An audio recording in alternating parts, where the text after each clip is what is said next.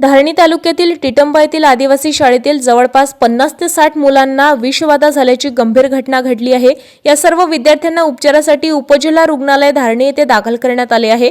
या घटनेची गंभीर दखल घेत अमरावती लोकसभा क्षेत्राचे खासदार बळवंतभाऊ वानखडे यांनी उपजिल्हा रुग्णालय धारणी येथे प्रत्यक्ष भेट दिली आहे। यावेळी त्यांनी उपचारामधील असलेल्या विद्यार्थ्यांच्या प्रकृतीच्या अवस्थेने विचारपूस केली व उपस्थित वैद्यकीय अधिकाऱ्यांना विद्यार्थ्यांच्या उपचाराबाबत योग्य ती काळजी घेण्याचे कडक निर्देश दिले। त्यानंतर खासदार वानखडे यांनी थेट टिटंबा येथील आदिवासी शाळेत भेट देऊन तिथे उपस्थित विद्यार्थी व पालकांशी सविस्तर चर्चा केली आहे।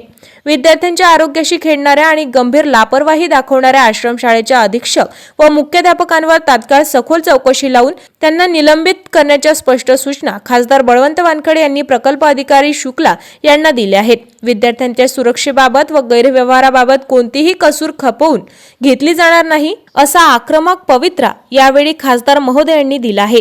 यावेळी प्रामुख्याने राजकुमार पटेल माजी आमदार, प्रदीप शेवाळे तहसीलदार धारणी, चव्हाण साहेब ठाणेदार धारणी, सहदेव बेलकर तालुकाध्यक्ष काँग्रेस कमिटी चिखलदरा, रोहित पटेल सभासदी कृषी उत्पन्न बाजार समिती धारणी, पंकज मोरे नगरसेवक, राजा खान नगरसेवक, गोलू खान, कालूभाई मालवीय तालुकाध्यक्ष काँग्रेस कमिटी धारणी, सौरभ लोखंडे यांच्यासह धारणी काँग्रेस कमिटीचे पदाधिकारी कार्यकर्ते मोठ्या संख्येने उपस्थित होते।